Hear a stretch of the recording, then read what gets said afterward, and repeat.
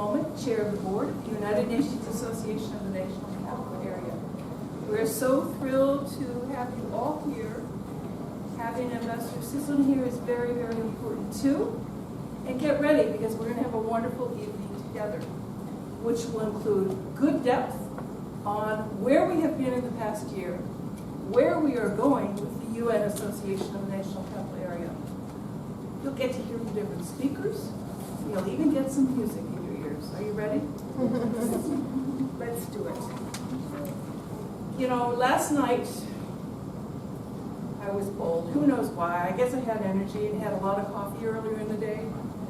I went ahead and read the House Appropriations response to the 2025 Foreign Ops proposal budget from the President. Stark contrast of these two documents. And in fact, two very, very different perspectives of the United Nations and the role of our nation in it. UNA-NCA, as we call it, is in fact nonpartisan, nonprofit. It's a citizen organization that we work together in order to support sound, responsible engagement within the United Nations. It's unique unto the world as we look at this theme for tonight of United to Strengthen the Multilateral System. It provides space for our nations to gather, to exchange, and hopefully, if all goes well, to find common ground. The multilateral process is key, and not just which nation excels in space, or in AI, or in military might. So within UNA-NCA, we focus on the big picture. We build local connections. Maryland, Washington, D.C., Northern Virginia. And that's part of who we are. The art of a small association is the people that are within it. Who the we is, that then is what we believe, what we need. In these times, we know we need to absolutely take care. We build incrementally across the DMV, as it's called, across age, diversity, professions, and interests. We've been very fortunate to have wise leaders within UNA-NCA and to continue to attract new talent to support this association and organization. So tonight, get ready, because I think it's going to be good. I'm excited. We are thankful that you've taken time to join us tonight for this event. And now we will hear from, in fact, our President and CEO, Paula Boland.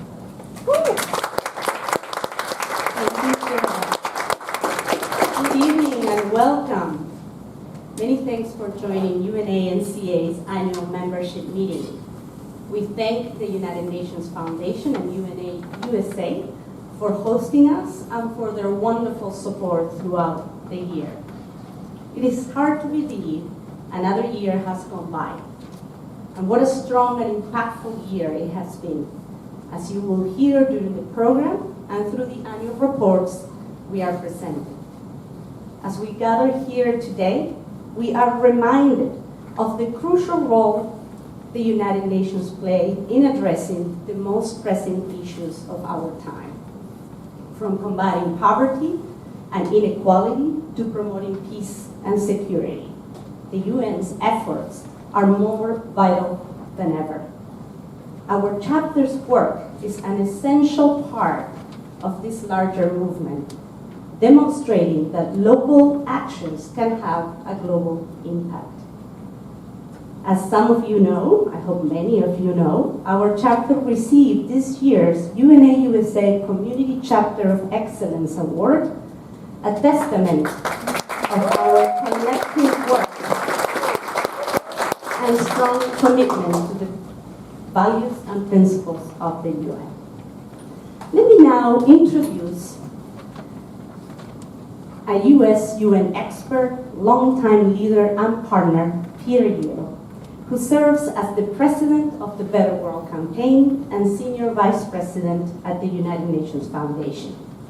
As you know, The UN Foundation and Better World Campaign have been a wonderful partner to our network of over 200 chapters nationwide, providing ongoing guidance and resources so we can be strong advocates for the UN and its critical partnership with the US. Together, we represent the largest network of Americans committed to advancing critical legislation to ensure our country meets its obligations to the United Nations, UN peacekeeping operations, UN agencies, and organizations. Peter, thank you so much for your leadership, and come forward, please.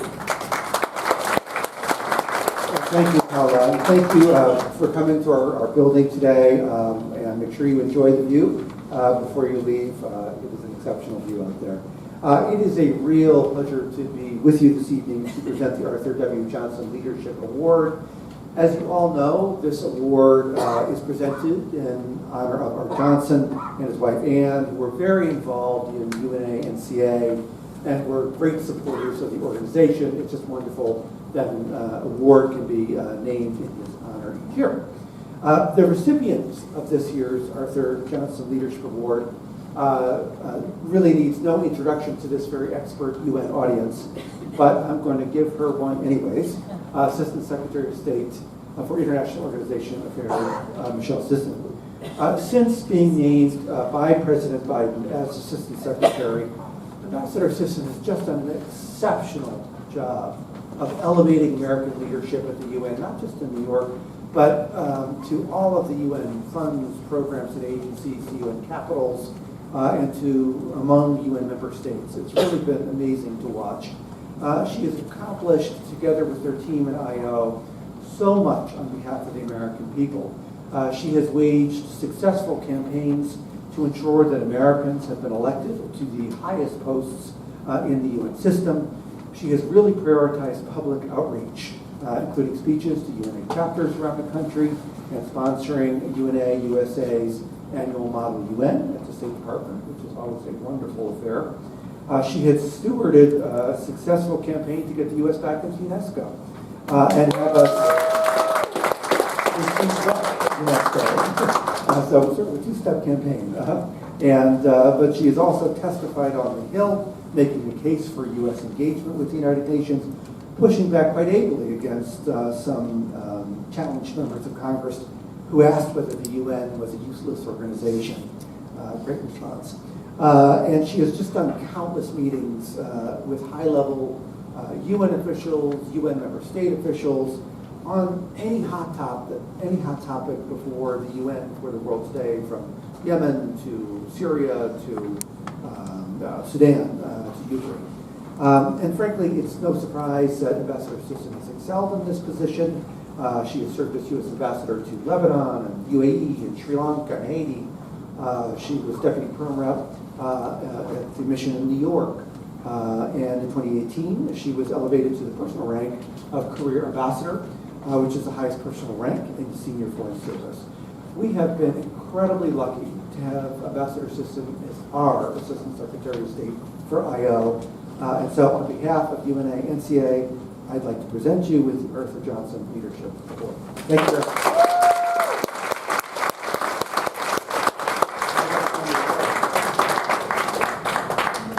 There we go.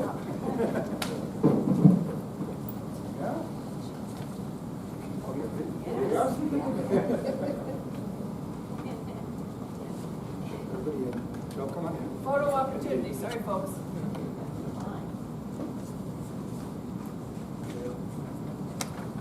There we go.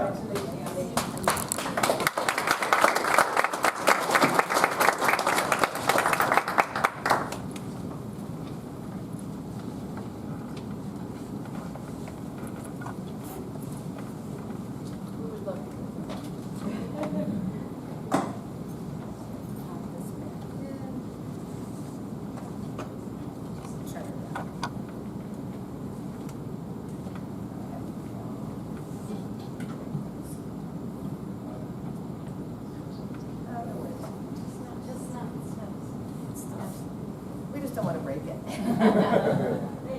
Okay. Perfect. Thank you. And you can probably hear me anyway. Yeah.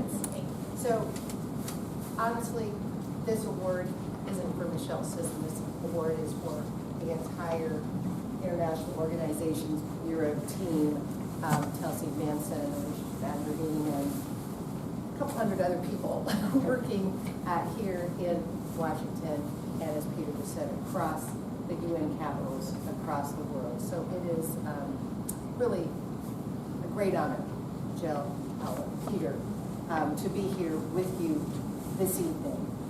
Thank you for the kind introduction, very kind introduction, and for highlighting the work that we are doing together.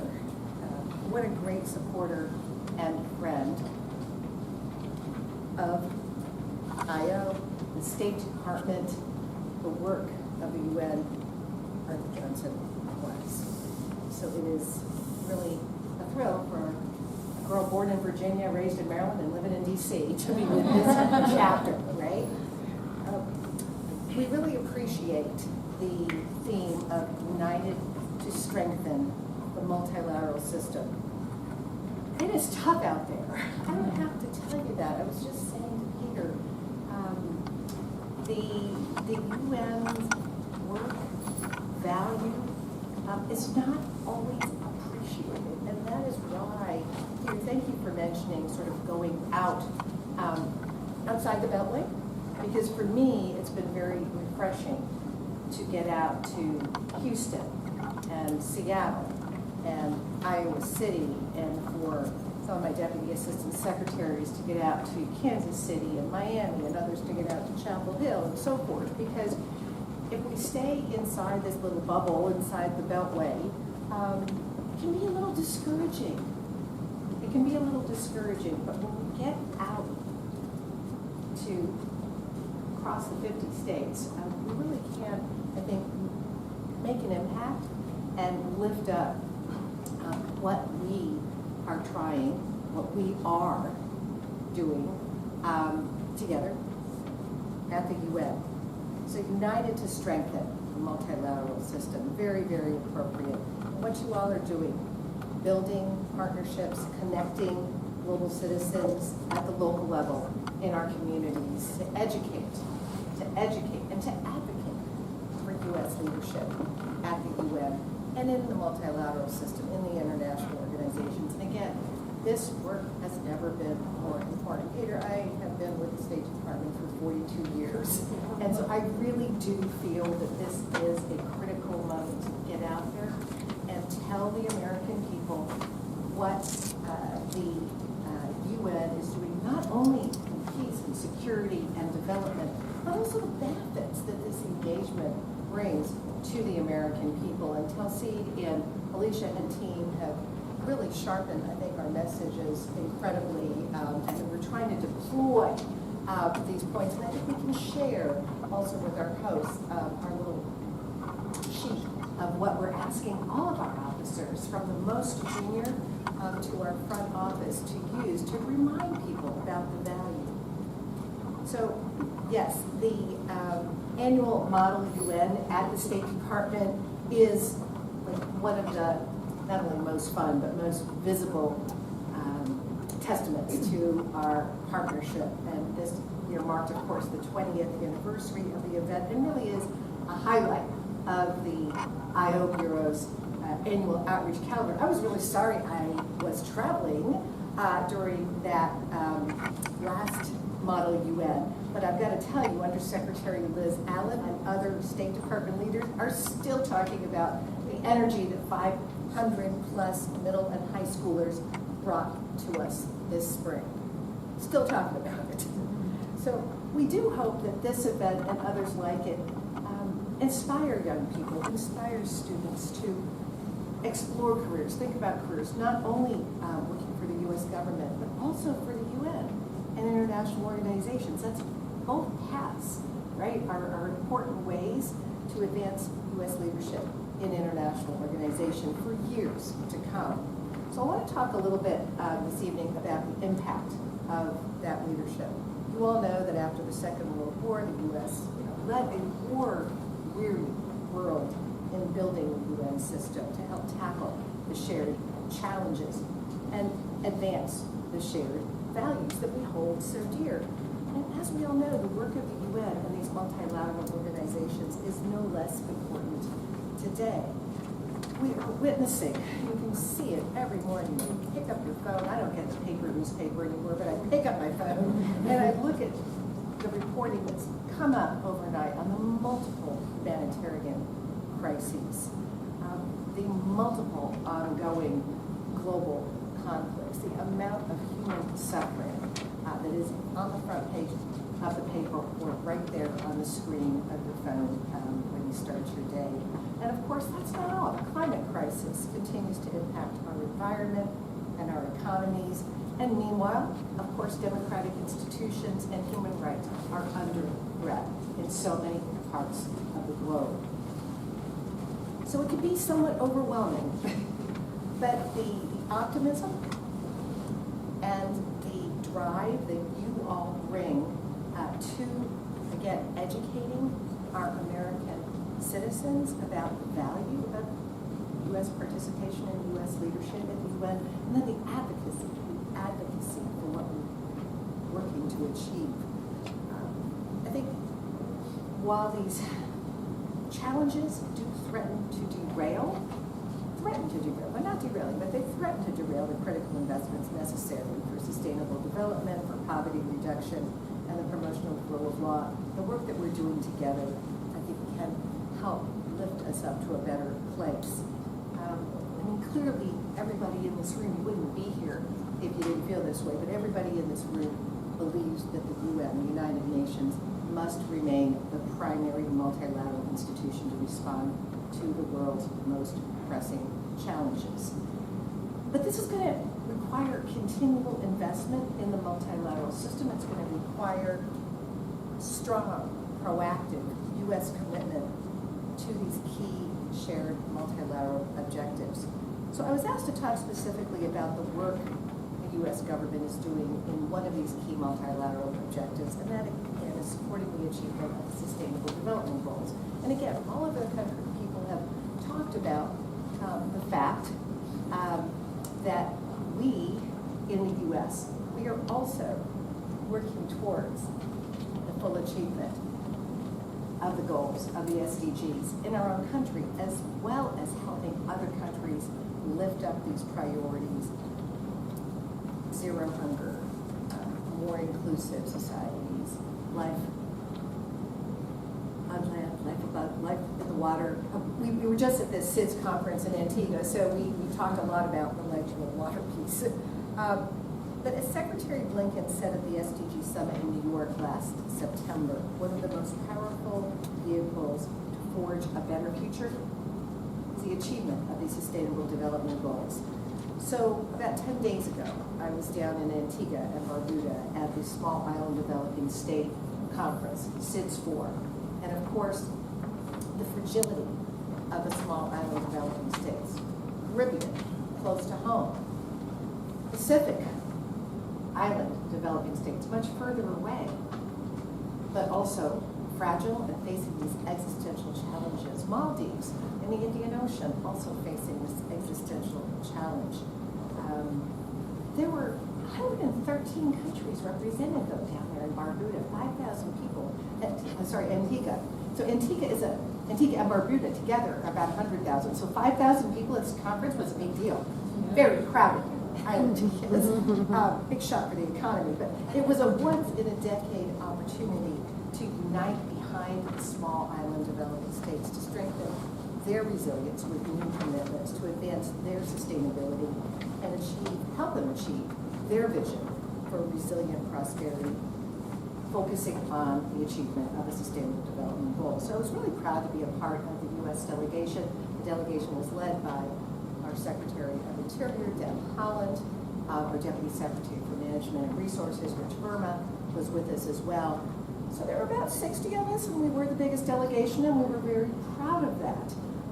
Not because we always want to be the biggest, but we did want to make sure that in the side events that Maldives or Palau or Tuvalu or Trinidad sponsored, that we were there, that we were speaking, that we were present, that we were engaged, and that we were able to announce a number of new initiatives. So it was great that we had such a big delegation because we were able to fan out and show support.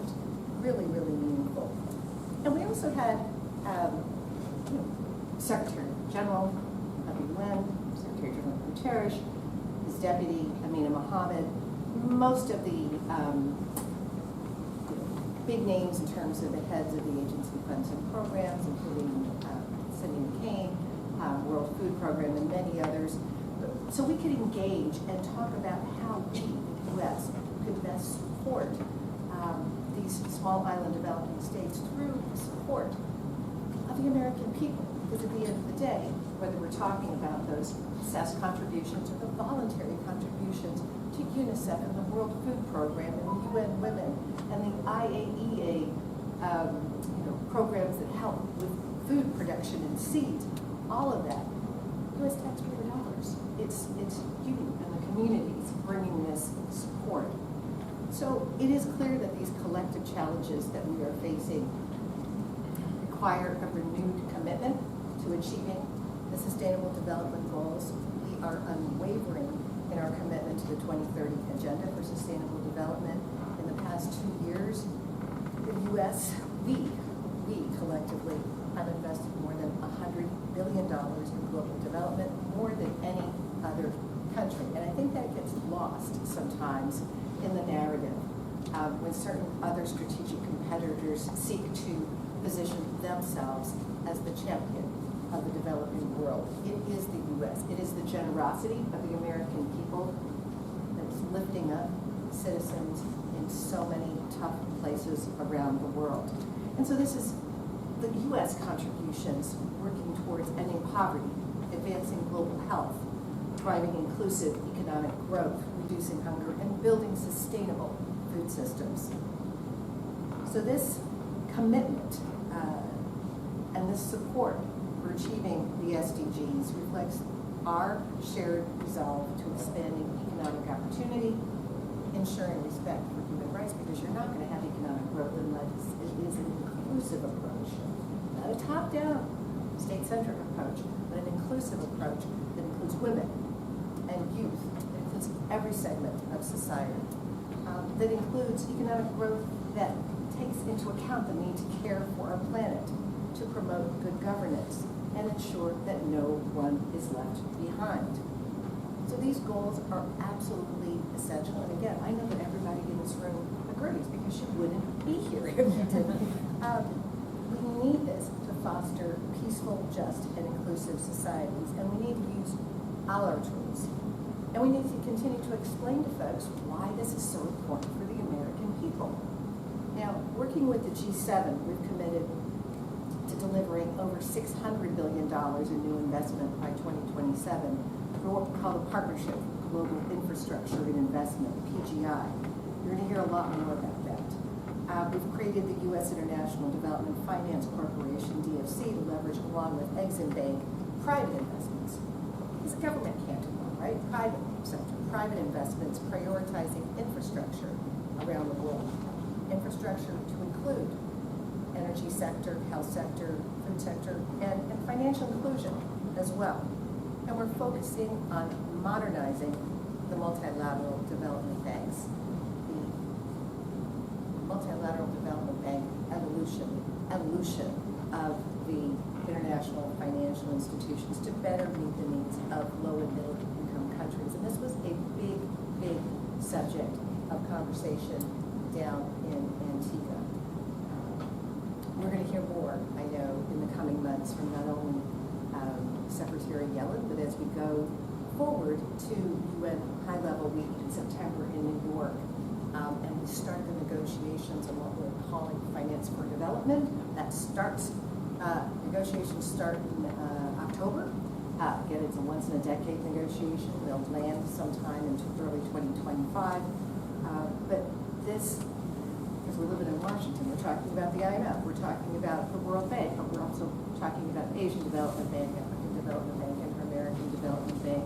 But the evolution of these financial institutions is a big part of what the developing world, not just low-income countries, but again, middle-income countries, is demanding of us.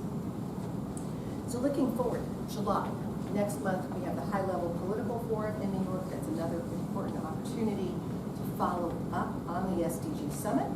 Another important opportunity to prepare for what we're calling the Summit of the Future, leader level, in September.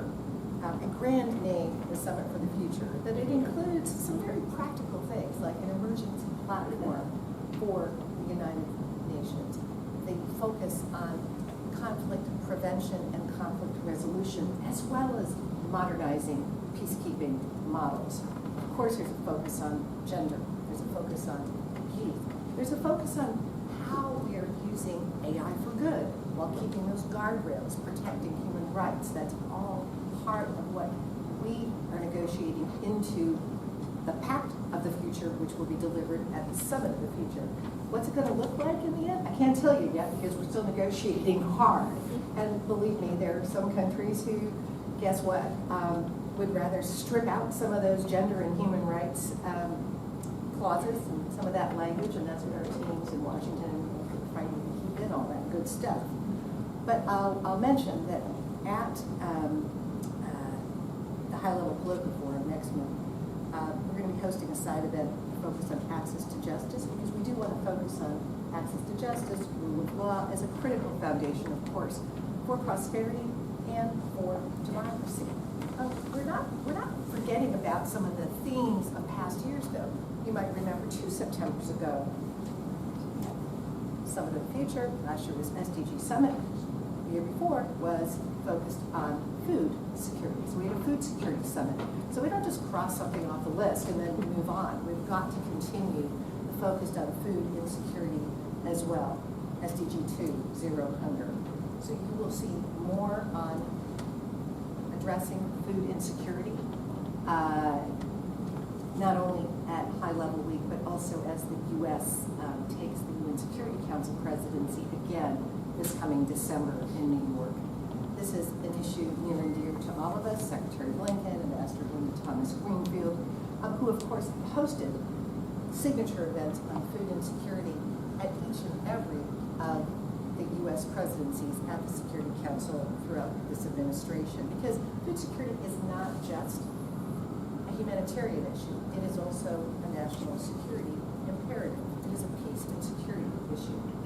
Years ago, peace and security, we didn't hear the Security Council debate on water security or climate security or food security, which do now because of the impacts of peace and security. So since 2021, the U.S., again, U.S. people have provided more than $20 billion in response to the ongoing global food insecurity crisis.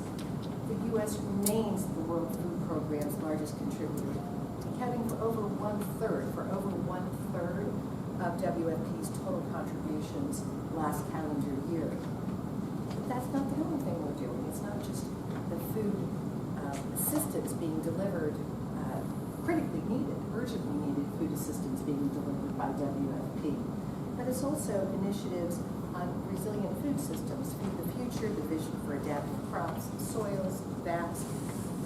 These programs look sort of longer term, like increasing access to climate resilient seeds, helping millions of farmers withstand drought, tackling food and climate crises side by side.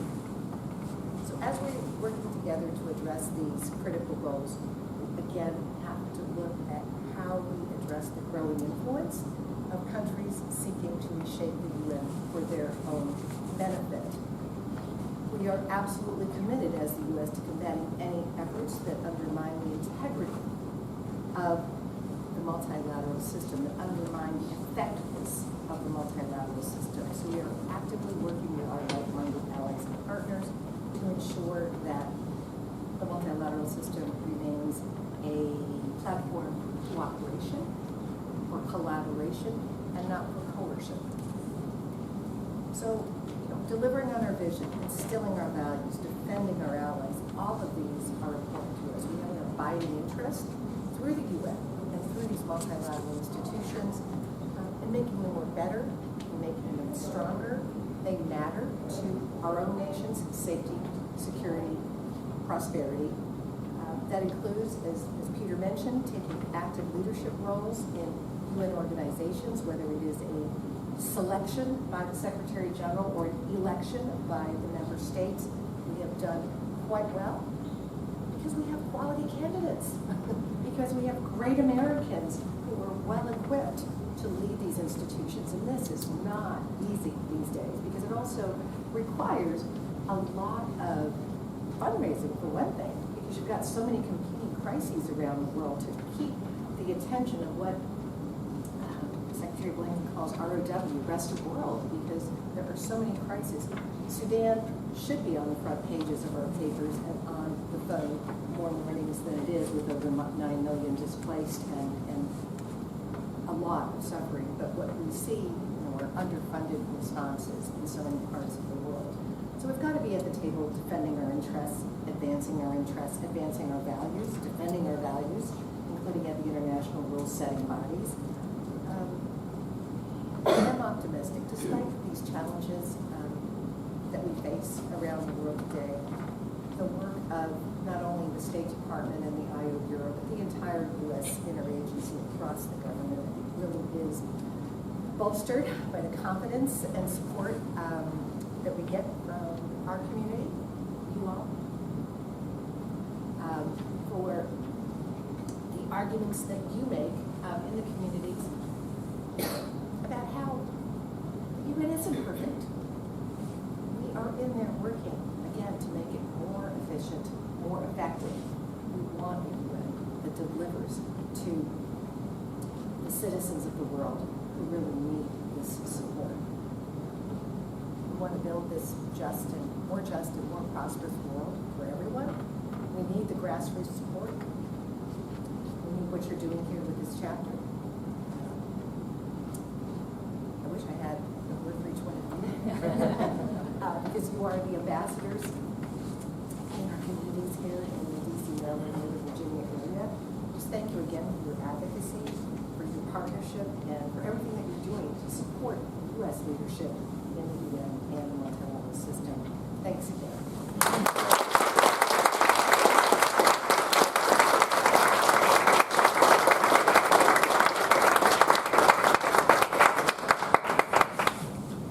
Thank you so much, Ambassador Sison, for quite insightful remarks. But I would say for your leadership and the support of the IO Bureau for for strengthening the multilateral system. You are leading by example, and we thank you for your leadership. And thank you, Peter, for joining us. We know you have other engagement this evening, so you're welcome to stay for as long as you can. Thank you again. And now we are going to talk briefly about the state of UNA-NCA this past 2023-2024 programming year. So over this past year, we have undertaken numerous initiatives aimed at fostering understanding and cooperation both locally and globally. From organizing educational programs and community dialogues to advocating for critical issues, including, importantly, UN safety, we have made significant strides in bringing our community closer to the global mission of the UN. Our work, however, has not been without its challenges, but it is through these challenges that we have grown stronger and more resilient. The partnerships we have built, the awareness we have raised, and the positive impacts we have made are all reflections of our collective resolve to create a better world for all. Happy to share that UNA-NCA is in a solid financial position and continue to strengthen its operational reserves and long-term investments. So thank you so much to both our finance and development committees and its leaders for all the support. But my sincere thanks go to our board of directors, executive committee, advisory council, partners, donors, staff, program assistants, all of you members, for your continued hard work and support. Know that it does make a difference. You might not see it on a daily basis, but it does make a difference. And we see it every time we go through challenging appropriations processes. And when people really realize that, wait, through the SDGs, I can get a better understanding of what the UN is doing and how it's benefiting me here in the US. So UNA-NCA delivered impactful programs throughout the 2023-2024 program year, reaching across relevant disciplines and generations, messaging that the United Nations is relevant to Americans and to global well-being. This past year, we educated hundreds of middle and high school students as we celebrated the 20th anniversary of our Model UN Global Classrooms program in partnership with the State Department IO Bureau, as well as UN agencies, the ILO and USA for IOM. We educated about the importance of the US return to UNESCO and celebrated that return. We educated graduate fellows who participated in a semester-long seminar focusing on global issues through UN lens, coupled with career development and mentoring opportunities. That's education.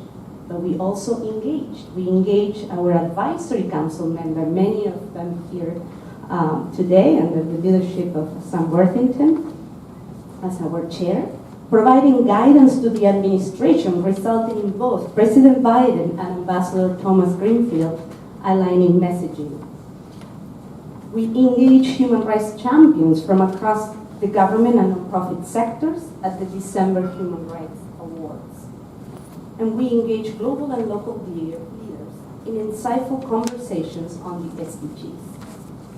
And finally, we influence members of Congress. We do this year-round, supporting full funding of the UN by the US in full and on time.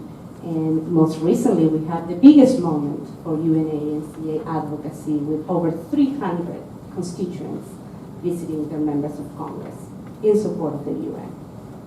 We influence the DC government, so we're influencing also our local elected officials.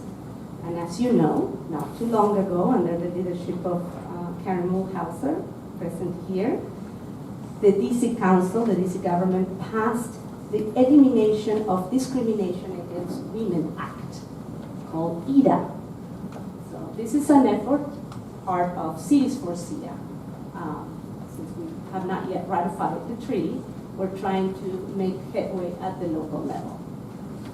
We also influence students and young professionals through career series and other professional development opportunities, and much more. But now I really want you to hear briefly directly from our program beneficiaries and program leaders.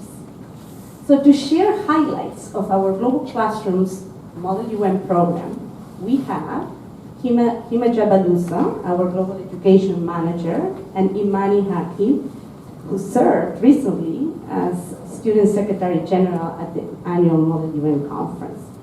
Come on.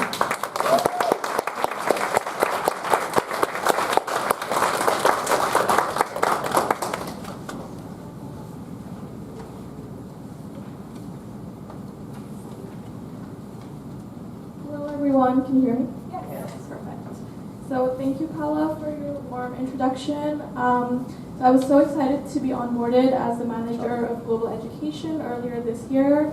And this year has been monumental for Global Classrooms DC for a multitude of reasons. To start with, we partnered with the International Labor Organization, short for ILO's Office of US and Canada, the Department of Labor's Bureau of International Labor Affairs, and the State Department's Bureau of Democracy, Human Rights, and Labor to launch North America's first model ILO, which is a simulation of the International Labor Organization, the UN's only tripartite agency. We had over 50 delegates attend the conference from groups around the country, so we were so excited for the conference, and it was very successful. This year, as Paula mentioned, also marked 20 years of Global Classrooms DC's annual Spring Model United Nations conferences hosted at the Department of State in partnership with the Bureau of International Organization Affairs. This year's conference hosted over 500 delegates from over 30 schools across the United States. We were also glad to collaborate with the International Labor Organization and USA for IOM to produce background guides for the conference, and we thank them for their technical expertise. Our year-round program also had a very strong participation. We partnered with around 40 schools across the country for the year-round program, and we were glad to also renew our collaboration with the Iowa Office for US and Canada to create a unit this year. And to wrap everything off, thank you, Paula, for your support towards Global Classrooms DC, and also a big shout out to our program assistants, Asher Spivak, Carly Liao, and Ignacia Spivak Ignacia Manek for all their support towards the program. And now I would like to introduce Imani Haq, a rising ninth grader from Cooper Middle School and our Student Secretary General at this year's Spring Annual Conference, to speak about her experience as a program beneficiary.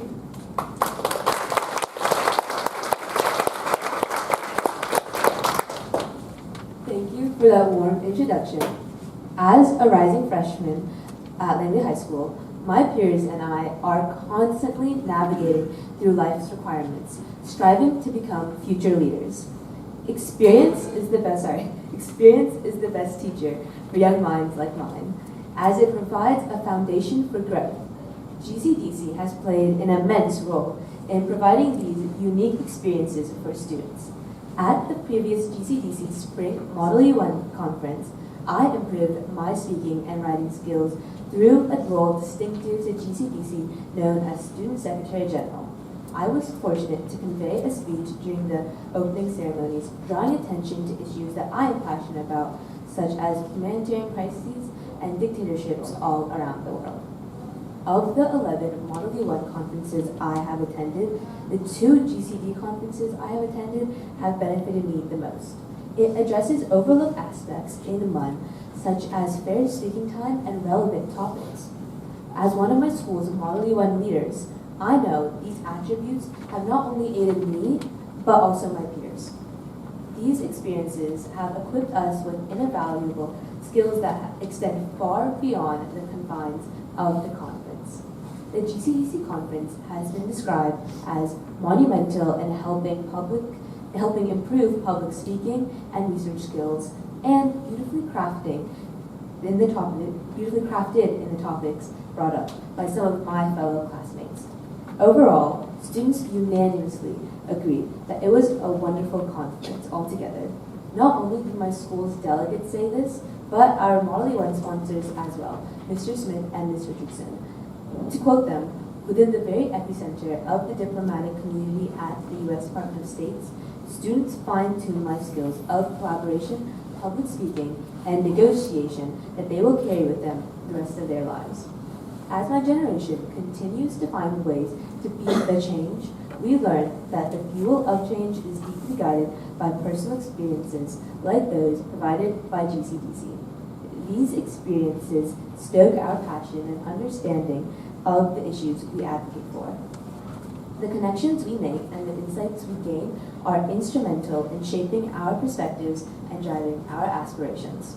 It's crucial because our lived experiences give authenticity to our voices, empowering us to drive meaningful change and inspire others to join the cause.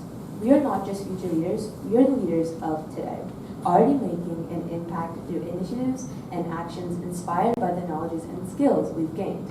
In conclusion, I will forever urge my peers to embrace every opportunity for growth and to seek out experiences that challenge and refine us. Together, through platforms like GCDC, we can shape a better, more informed world. Thank you.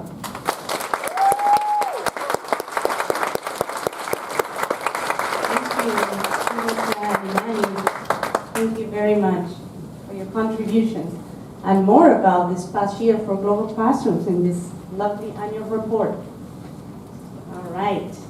Now, to share highlights of our Graduate Fellows Program, I call on Dr.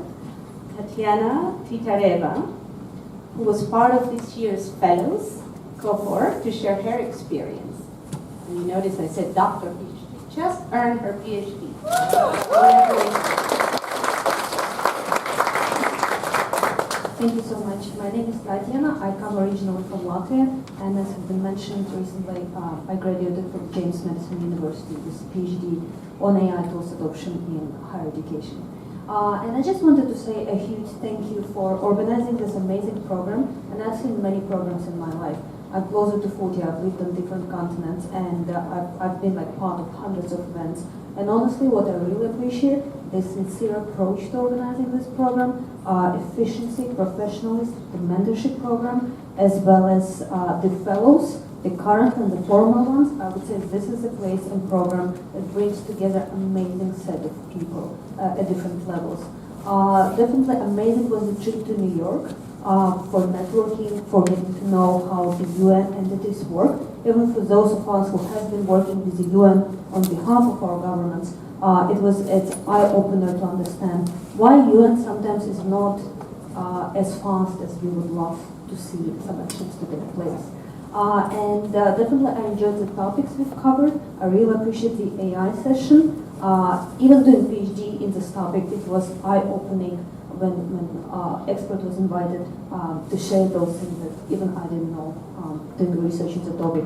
Climate change session was amazing, and I really appreciated the DEI session where we covered much more broader aspects of DEI than sometimes is covered in certain types of schools. And in the end, sincere thank you to the organizers. Tom Bradley, who was always on the phone, he knew that I was commuting to this meeting 2 hours one direction, 2 hours the other direction. He always made sure that I'm not driving on ice and etc. My mentor at Elmendorf, also Carl Williams, who connected me to quite a few of people in the network, as well as the staff members and leadership, was always smiling, supportive, and saying everything will be okay. Thank you. Thank you very much. Last but certainly not least, to share highlights of our Global Goals at Home program, I'm calling Olivia Mead, who is an active member of the team. Olivia. Thank you. Hi everyone, my name is Olivia Mead. I'm the Strategic Partnership Coordinator with our Global Goals at Home program. We launched our program back in the fall of 2021. For those of you that haven't been able to check it out, it's globalgoalsathome.org. We would love for you to visit our dashboard, give us any feedback.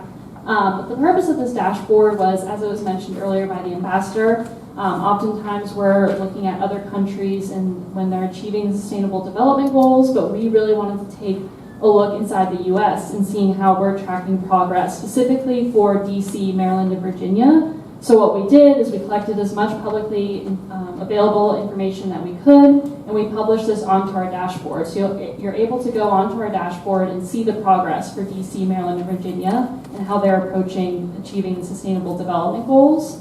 Part of that is also building out a robust partnership organization. So we're happy to have over 50 partners that are mostly centered around the DC, Maryland, and Virginia area. And the purpose of this partnership is really to help our partners and bolster their work on our website, but also make sure that any data that we're collecting we can share with them. A lot of the times they're smaller organizations, and when they're putting together their annual reports, one thing that they're always telling us is they don't have the bandwidth to really collect all of this data in the area to put it into their report, so it really helps them as far as data collection goes.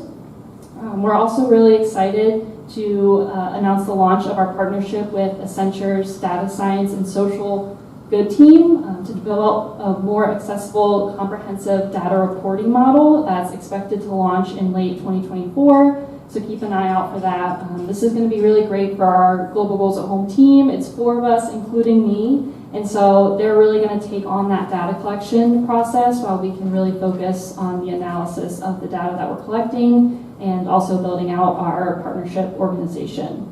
And I also want to give a special thanks to everyone in this room who's helped us with this program, connecting us with partners in the area through their network. So we're really excited for things to come. And again, if you ever want to connect on the Global Goals at Home program, if you're part of an organization that you think would love to partner with us, always feel free to reach out to anyone in UNA-NCA and they'll get you connected to the right person. Thank you. Thank you very much, Olivia. Speaking of connectors, Is Thomas Liu here? There he is, Thomas. Thomas Liu is a member of the UNA-NCA Board of Directors. He works at Accenture, and he made this connection and partnership possible. So thank you, Thomas. So you can see more details about our robust programming in the annual reports presented today. And special recognition goes to Andrew Dahl and Himaja Balusa and their respective teams. I don't want to leave anyone out for their work producing these reports. It's not a small task, as you can imagine, and also many of you help in the multiple moving pieces in making today's program possible. So I'm going to ask you right now, all of you, I see you back there, Andrew, come here. Staff and program assistants, even those who are just starting for the summer, stand up. We want to thank you all.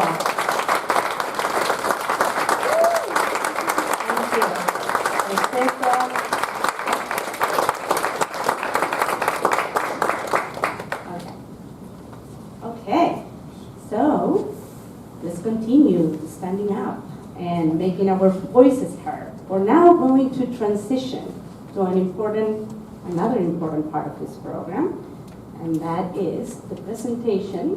If I can have that slide, please. Yes, of the inaugural Ambassador Esther Cooper Smith Leadership Award. And I am going to call here our colleague and friend, I like to call you my friend, Janet Pitt, who worked for Ambassador Cooper Smith for several years and has been instrumental in helping build the legacy that Esther had. So thank you so much for being here with us.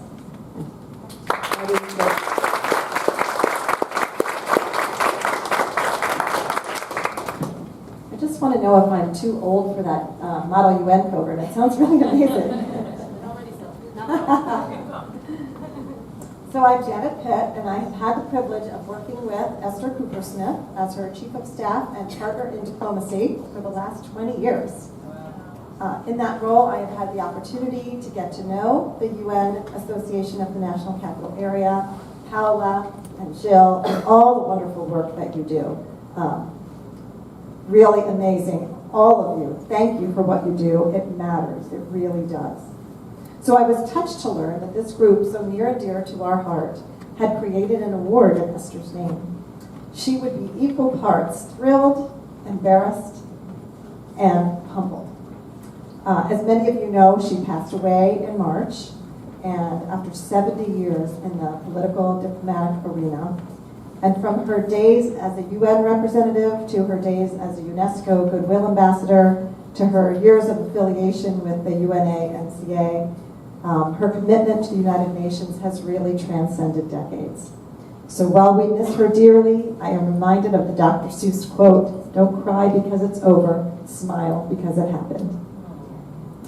Her leadership in bringing together people and her dedication to causes from cultural diplomacy to women's issues to peace in various regions of the world are legendary, and I thought unmatched, but I have to say, Jill Christianson, you come close. In fact, I think Esther and Jill have, when I was thinking about it, at least 5 things in common. One, both have a sweet, kind demeanor that belies the toughness underneath. Don't mess with them. Jill has spent decades advocating for education, for teachers and students at the National Education Association. She's participated in numerous conferences and joined global coalitions. When she has a cause, she means business, and she doesn't stop until she achieves what she set out to do. In addition, too, both Jill and Esther have spent time at the UN Commission on the Status of Women, granted almost 40 years apart, advocating for advancing the rights of women. 3, both are invested in mentoring the next generation. Jill mentors those in the workplace on how to effectively lead, as well as mentoring 3 young women from Ghana, Afghanistan, and the Democratic Republic of Congo. And Jill, like Esther, worked tirelessly in support of UNESCO and pushed for the U.S. to rejoin and resume its leadership role. And lastly, I always joke that Esther's name having Esther's name associated with your cause was like having the Good Housekeeping seal of approval on an event or cause. I might be dating myself a little with that remark. But Jill has the same high ethical standards, and her honest, transparent way of leading inspires others to be better versions of themselves. So the UNA-NCA Esther Cooper Smith Leadership Award, that's kind of a mouthful, honors individuals who demonstrate outstanding leadership qualities, commitment to social causes, and have made significant contributions to their community and society at large.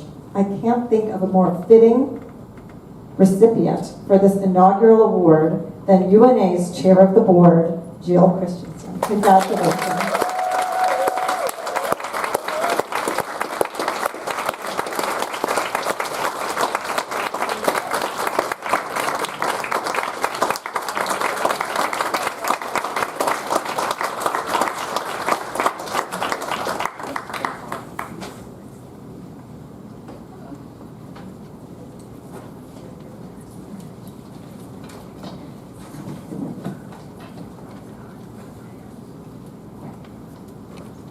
All right, folks. Let's do this. Janet, thank you very much for your beautiful words, but very importantly, for your 2 decades plus of working with Esther Cooper Smith so that she could continue her citizen diplomacy and do so much good in the world. So thank you very much. Thank you for following her. Absolutely. And I know one of those high points was the U.S. re-entry into UNESCO this last summer, and that you pulled out all the stops to make sure that she could be there and to be honored in that process as a Goodwill Ambassador for UNESCO. Thank you. So this woman that we're talking about, Esther Cooper Smith, yeah, I can go ahead and say she's a hero. And with that, she spent a lifetime of growth and learning. Born and, well, raised in a very small town in Wisconsin, to immigrant parents from Ukraine, found her way to D.C. as she finished at college and was all into the political scheme of how then our laws are made and how we set policy. Most importantly, though, she was a citizen diplomat, which I think is, in fact, one of those real common places of where I align with her. She understood the importance of human relations, had an art of tuning into people, who they were, what would make them tick, and then tuning into issues. And it was almost an alchemy of putting people together, of who could make a difference, who should meet whom, in order to, in fact, have things happen. So yeah, she worked it for 70 years in this city, making connections happen, working very effectively across the aisle, bringing people to her dinner table and beyond, and absolutely a friend of UNA-NCA. So it's actually beautiful that, in fact, this inaugural award comes with her name. So I'm so glad. Diplomacy and what she was able to do was really to look at not only interactions and to foster interactions, but really a deep respect for the other, someone who's different than you. In my years working for the Maryland Department of Education, advancing race equity in education in public schools across the country, as well as then education as multicultural, we talked a lot about the window and the mirror. As a mirror in education, I was able to see my own image. Suburban, white, at that point younger, able-bodied, cisgendered, all those variables. But the window was critical in understanding others' experiences and the multiple perspectives of reality. That really, I believe, is what Esther was able to do. And to move to then social progress for that and with that. I'm someone who very much admires Anna Devere Smith. Is anyone familiar with that name? Yes. Actor, playwright, absolutely visionary, who has sculpted her whole story around understanding the other in order to better understand who we are writ large as Americans, and then basically how we make that connection to the self and understanding ourselves. She, in fact, wrote incredible plays about wrote and performed, about American healthcare, Let Me Down Easy, the school to prison pipeline, which actually much of her work started with, in fact, looking at racial tensions between Hasidic Jews and African Americans in Crown Heights, called Fires in the Mirror, truly providing an example of how to understand things from multiple perspectives. So, a little bit about me. I was a suburban child, raised in the suburbs of Los Angeles, New York City, Chicago. For my family, we always had a national perspective because my dad was raised in rural Iowa, my mom in railroad towns in Colorado. And with that, they brought differences into their family as far as class experiences, experiences with disability, and other issues. Early on, I learned and really wanted to understand difference. And what I learned is that each time that I would cross a cultural divide and learn from another group of people, I learned more about myself, about my family and my upbringing, about my community, and absolutely my nation.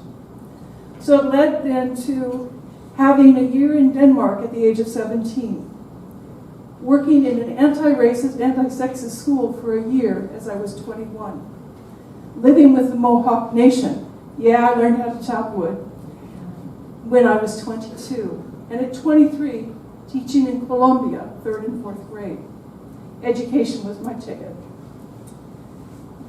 Each time, in fact, the learning of the other truly was learning about myself and understanding that. I came into my own, very much owned my feminism, very much owned being a lesbian. I chose a career in international relations, advancing public education, labor rights, and human rights. In reality, though, that was difficult based on who I was. UNA-NCA was part of my retirement plan. Actually, I had a good time the other day going through all my electronic files of UNA-NCA and the United Nations Association of the United States. The earliest reference, Paula, that I found was 2011 at the National Education Association where I worked, in fact hosting an event that focused on threats against journalists, violence against journalists. Here we are today. It's not a new issue, and yet we're dealing with all kinds of issues. So with these 3 years within UNA-NCA and the retirement plan to keep me coming into Washington, D.C., it's allowed me to build colleagues, to understand multiple perspectives beyond the narrow window of my career, and truly to appreciate the citizen movement. When you have middle schoolers that are a part of an association and folks who are octogenarians that are a part of this association, it gives a very different understanding of the we and what we need to do here in the nation's capital. This time as board chair and 1 year as chair-elect, really I have learned so much through our committees. Human rights would be my core home in that way, but also then wise advisors of Karen Mulhauser and Steve Mosley. Will you both just wave your hands at least? Absolutely. Both are former chairs and presidents of this organization, and both have been really full of sage advice for me at different times where it's been important. Practically every day, I'm in touch with this woman right here, and that's been a delight and ongoing support. All kinds of topics, but often, in fact, a lot of what we're doing is the art of seeing who's with us, who we can lure, and what motivates people. How to make those combinations to make things different. which is absolutely the Esther Cooper Smith model of how do we do this? Who's here? Where can we go? So, it's June, and so I'm going to close out by saying in June in North America, but also in other parts of the world, it's also Pride Month. We have seen all kinds of things related to LGBTQI+++, you name it, over these past many months, and time has unfolded.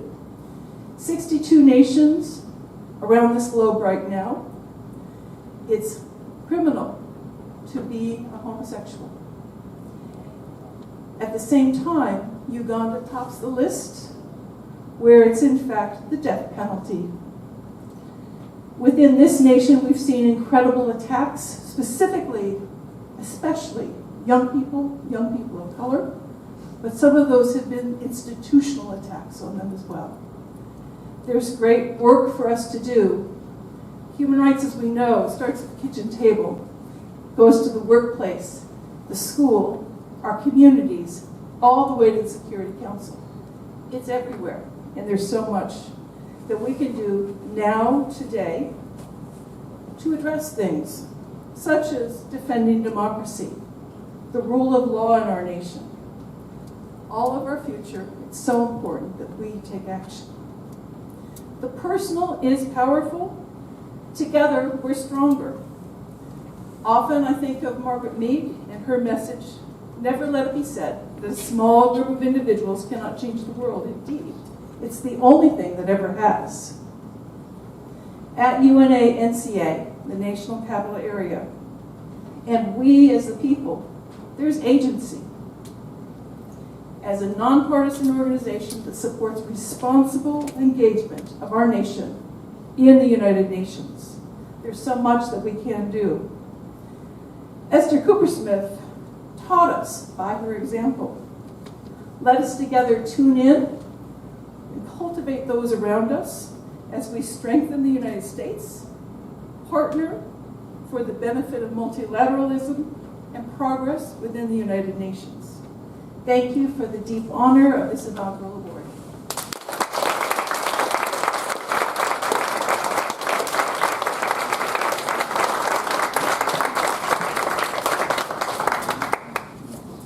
Oh, it's my turn. Yes.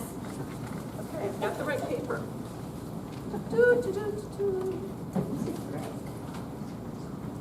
Thank you for your flexibility. And yes, we're very fortunate to have Mr. Cleveland Chandler with us tonight. Live violin, are you ready? It's mighty fine. Let me tell you a bit about him as he gets organized. He's a graduate of the Cleveland Institute of Music. It's pretty good if your name is Cleveland and you're graduate. As well as Peabody Conservatory, if you're familiar with Peabody. He's a teacher at the Washington Conservatory of Music. Just last week, he was playing at the Capitol with Ford's Theater there at the Capitol. He has, in fact, vast experience with violin, but also been teaching viola. For 24 years, he was a member of the United States Air Force Band. He, in fact, won the 2023 inaugural Mispin Family Memorial Chamber Music Competition. And last year as well, he performed at the French Embassy the music of Chevalier de Saint-Georges at the 2023 Washington International Film Festival. He plays with various groups, including the Soulful Symphony, the Maryland Symphony, Color of Music Festival, the National Philharmonic. We're very fortunate to have Cleveland with us, and welcome. Come on up.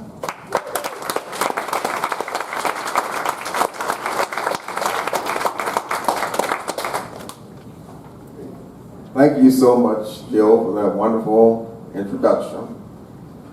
So I'm glad to share my music with you today. And actually, the piece that I chose, What a Wonderful World, I thought was appropriate because it's a good thank you for all everybody does here to make this world more wonderful.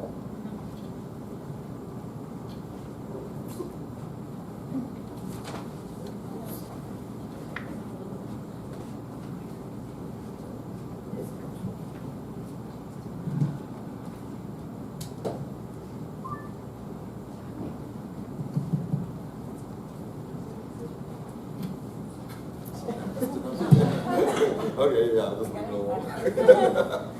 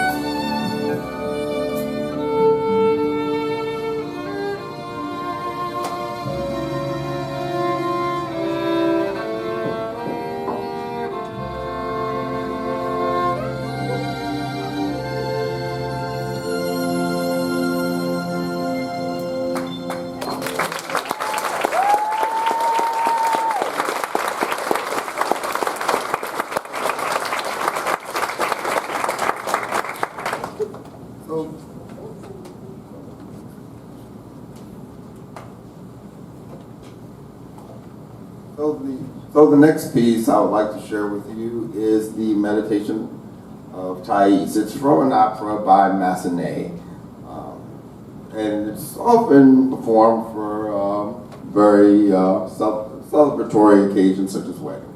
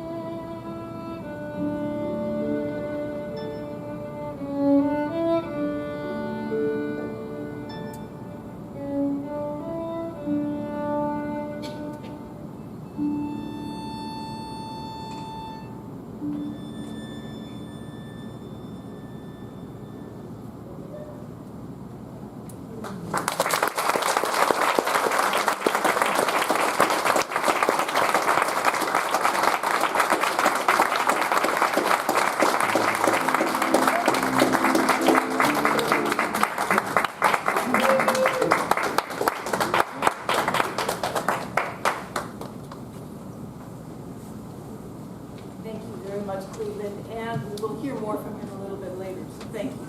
He's fantastic. So we've had elections within the United Nations Association of the National Capital Area.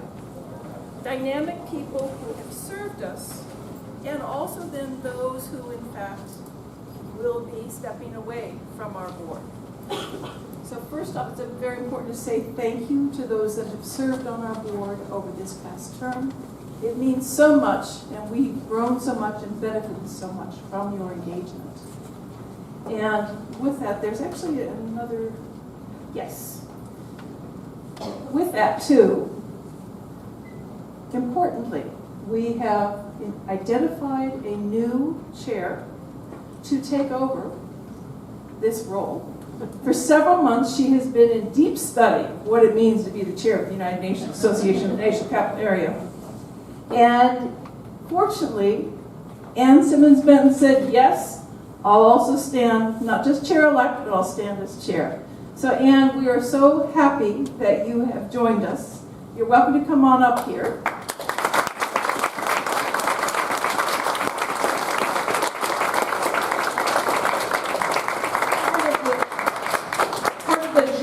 Since she was elected as chair-elect in January, was really getting to know each other.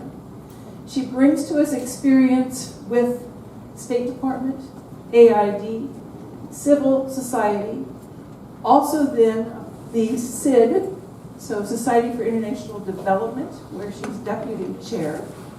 Tremendous experiences, so it's been just a delight to connect on the international issues, W20 with your work, so many different layers of what you've done.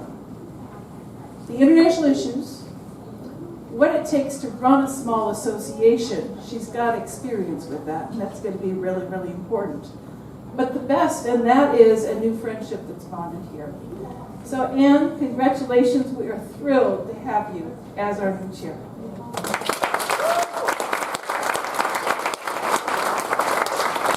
So I just want to say I've tried to learn everything I could from Jill and stand here for a moment.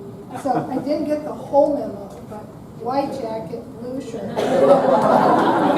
So trying to model Jill.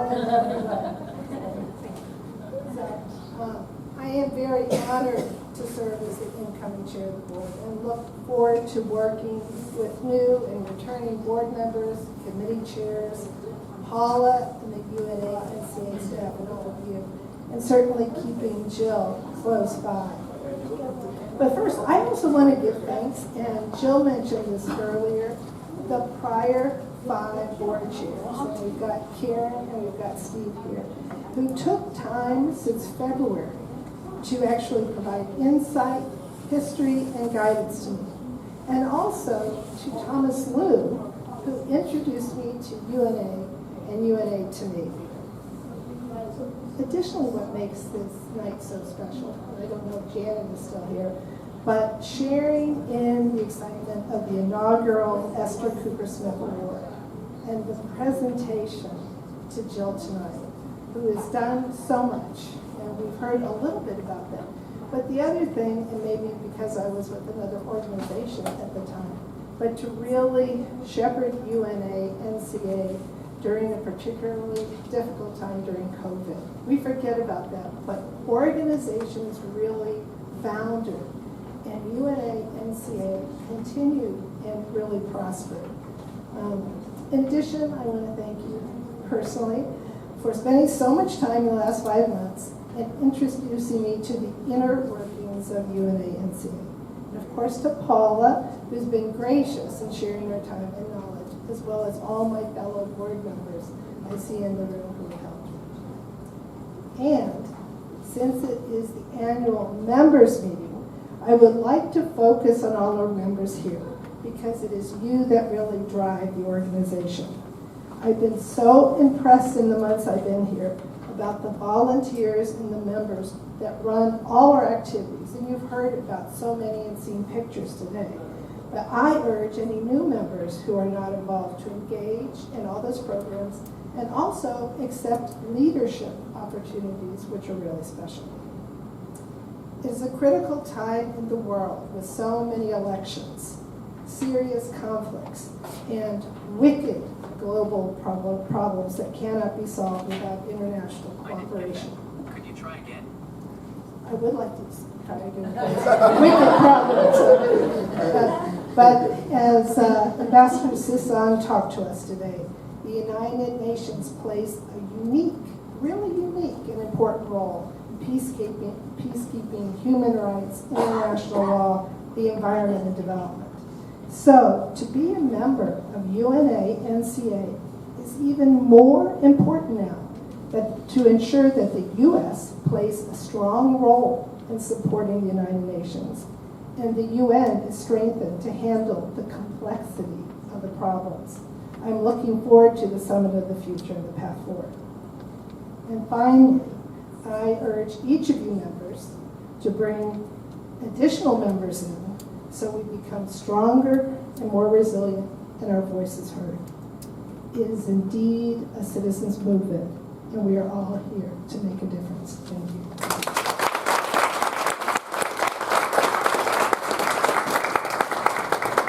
Can we have the slide with the election results, please? Your board. Okay, well, it's my board. So here we have the officers who are, some are staying and some are new. Sam Worthington, Advisory Council Chair, Abby Unklewall, Vice Chair and Secretary, Daniel Dean, Vice Chair of Advocacy, Audrey Park, Vice Chair of Programs, and Joy Edwards, Vice Chair of Membership and Volunteer Engagement. In addition, we have 2 new directors at large, Sean Baker Garcia and Amanda Molina, and a new student representative, Mackenzie Nixon. And we want to thank the following individuals. Oh, this is what I should have done all along. Okay, sorry, this is Jill's part. All the good people who worked with me. Kristen Cordell, Rajesh Gupta, Layla Hanafi, Olivia Hilly, David Luna, Catherine Marshall, Gayatri Patel, Yvonne Rivers, and Richard Seifman. A number of these folks you will continue to see active and involved in UNA-NCA. So that's kind of the way it goes here. You get involved, it's rewarding, and you stay involved. So,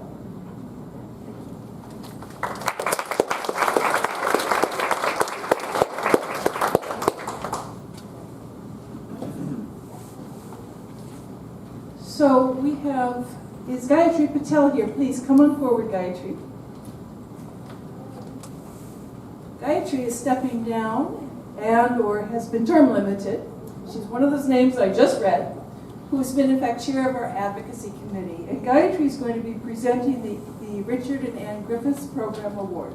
Please. Thank you so much. I am very, very pleased to be here, and I'm so excited to be presenting this award to Danielle Dean, who, where is it? There she is. Can I stand up? Danielle Dean is getting the Richard and Ann Griffiths Program Leadership Award. And for those of you who don't know who Richard and Ann Griffiths are, I looked it up, I Googled it, and Richard is a former board chair, or sorry, a board member of UNA-NCA, and the chair of the Human Rights Committee at UNA-NCA. And so it's so fitting that Danielle is receiving this award because she is receiving it for her spearheading of the Advocacy Committee's campaign on racial justice for more than a year, which is built upon her years of experience in advocacy and public policy. Her sense of initiative and strategic leadership has included organizing a dynamic panel titled Reducing Inequality and Advancing Racial Justice, How the U.S. Can Learn from the UN Expert Mechanism on Racial Justice. Under Danielle's guidance and moderation, this panel explored critical issues regarding racial justice and policing with Dr. Juan Mendez, the UN independent expert on racial justice and law enforcement, as well as leaders from the Department of Justice and the Reggie Lewis Museum. Danielle also demonstrated her leadership by shaping and shepherding UNA-NCA's resolution ensuring equality, peace, and justice, and strong institutions for Africans and people of African descent. This resolution signaled our chapter's support for the protection of human rights and fundamental freedoms in policing and criminal justice in the United States. Finally, Danielle's initiative to advance racial equity compelled her to author an article focused on the work of the UN Office of the High Commissioner for Human Rights towards racial justice and equality. And that was in September of this year. In addition to all of this work, she has also led so much of the Advocacy Committee's work on the Commission on the Status of Women, on climate justice, and just the engagement with our members on this critical work. So we are so pleased that she's receiving this award. She has propelled the Advocacy Committee's work on racial justice with a vision and integrity, guided by principle, passion, and a drive for action. I'm so pleased to hand this award to her. I'm so pleased to have partnered with her for so many years on the Advocacy Committee, and I'm so happy that you will be taking over as Vice Chair of the Advocacy work. Congratulations.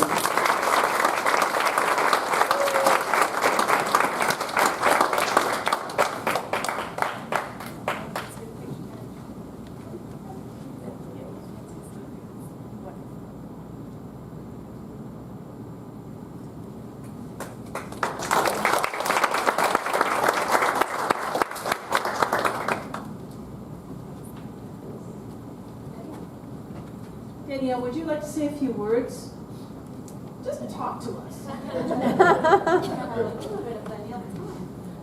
I'll keep it short. I just want to say it's an honor to accept the award on behalf of the Advocacy Committee, and it has been an amazing couple of years. I joined as a volunteer under the guidance of Karen, who was spearheading the DC for CDOT initiative, and I just raised my hand and tried to participate where I could and contribute, and from there it's led me into now becoming the Vice Chair of Advocacy, which is such an honor. And I really appreciate all of the mentorship and guidance with Steve and Jill and Paula, Karen, Gayatri, and so many others. And it's an honor to also support all of you as members in representing your voices with our members of Congress and our local policymakers. And I look forward to continuing to work with you. And if I haven't met you yet, please come up and introduce yourself to me, and I'll try to do the same. And thank you again. It's a big honor. Thank you.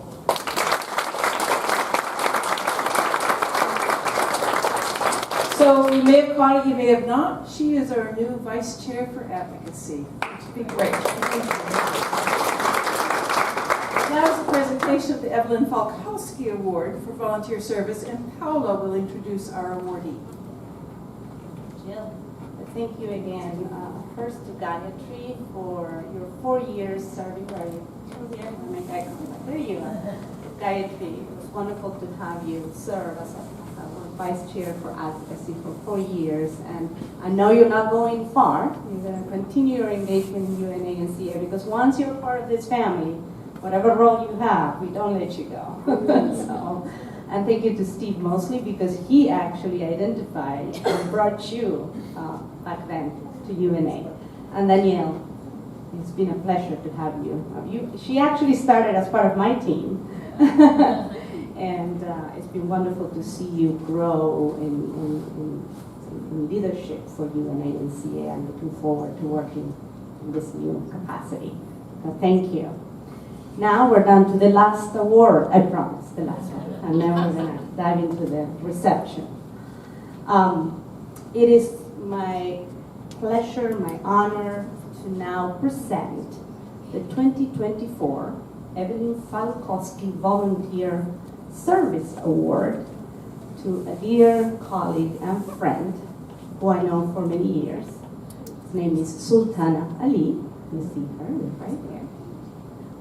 Sultana is out of town, cannot be with us today, but we will hear from her shortly. She prepared a video for us. But first I want to tell you a little bit about Evelyn Falkowski, who had a profound impact on many individuals, personally and professionally. I'm one of them.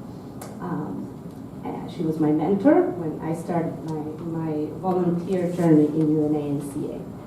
And she was persistently dedicated to the mission of the UN Association, educating, mobilizing Americans for a strong US-UN partnership. When she was executive director, she mobilized countless friends and colleagues to volunteer in UNA's committees and task forces. She was also known for her generosity.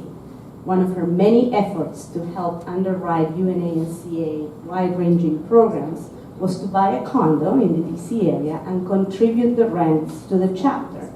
She later sold the condo and donated the proceeds to UNA-NCA, and the endowment fund in her name has been helping our chapter for years. I met Sultana Ali almost 20 years ago. We were both volunteering for the UN Association. She was doing it in Florida. I was doing it here for UNA-NCA. And from day one, Sultana demonstrated her commitment and passion for international cooperation and the work of the UN.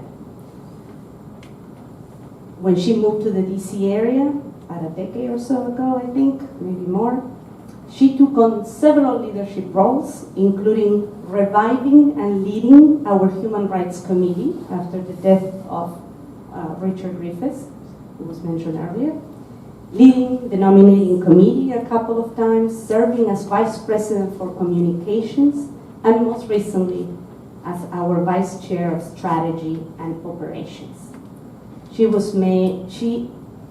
made important contributions throughout her time to our chapter, strengthening its governance, programming, and visibility. Sultana cannot be with us, as I said, but we're happy to hear from her on video. Good evening and happy annual meeting, United Nations Association of the National Capital Area. I'm Sultana Ali, and it's such a pleasure to be able to accept this incredible award, and thank you so much for bestowing the honor of the Evelyn Falkowski Volunteer Service Award on me. I am humbled and honored to be a member of the chapter, to have been a leader, to have been a volunteer for the last 13 years in the National Capital area, as well as the last 2 decades in the United Nations Association. I firmly believe in the mission of the UNA, mobilizing U.S. citizens to engage with the mission of the United Nations. It's so important, more important than ever. And it's truly an honor to receive this award in Evelyn's name. She was a change maker. She was a powerful figure of her time, early to really think about progress and how people who were less visible than others who were affected by policies and systems, and raised her voice to advocate for the needs of others long before that was popular. And I think we can all take a lesson from that. I've certainly tried to make a difference in the small corner of the world where I've operated, and tried to work with others in the chapter, regardless of age, gender, background, or any other kind of knowledge or expertise. I believe everybody has an opportunity to serve, to make a difference to others, and in doing so, we are our brother's keeper, we are our sister's keeper, we have the opportunity to make a lasting impact. Thank you so much for this incredible honor. Some of the few moments that I'll share, restarting the Human Rights Committee and the Human Rights Awards in our nation's capital was a treasured opportunity for me, being able to be involved in many programs and events over the years.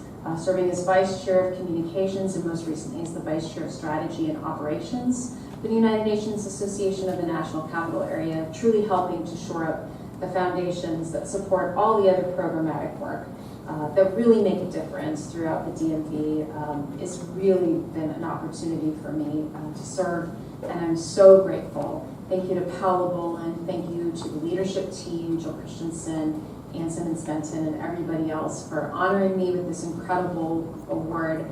I am so sad that I can't be there with you tonight, but I am incredibly grateful. Keep shining, keep doing the work, keep believing in the mission, and keep spreading it to others. It's made a tremendous difference in my life, and there's so many more people who can learn from your example. Good night.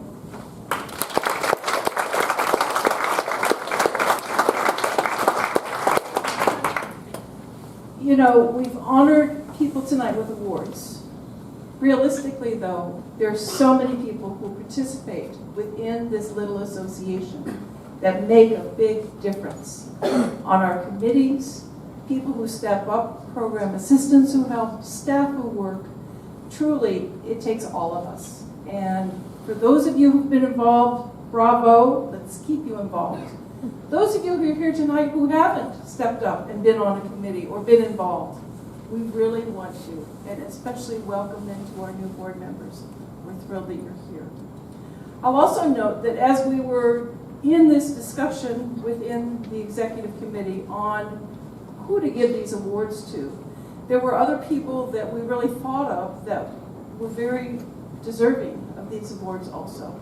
And I'm going to mention just one person right now, and that is Adam Wolf, who is our chair of communications. He has given so much of himself in this process this year, and we appreciate it so very much. So thank you, Adam, in the back of the group. Thank you. Honorable mention, very honorable. So we've got two more music pieces by Mr. Cleveland Chandler Jr. We appreciate so much your presence and involvement in adding to the ambiance of tonight. After which we'll have reception. We hope you all can stay, visit with each other. That's the point of being in person, is to talk and exchange, so we're so glad that you're here. Please.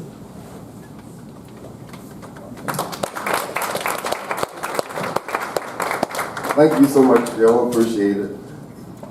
So the Puerto Cabeza is actually a tango. I was going to So, say. yes, and it's actually pretty famous due to a movie called From the Center of a Woman. So you all might recognize it from that.